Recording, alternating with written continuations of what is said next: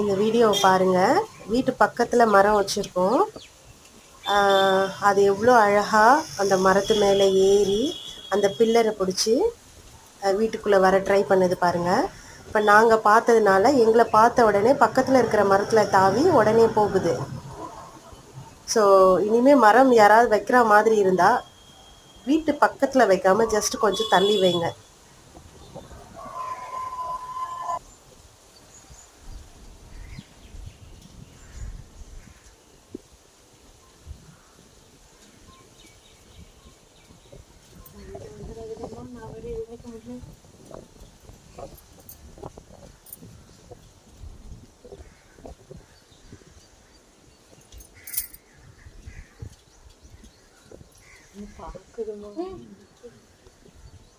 நம்மளதுமா பாக்குது.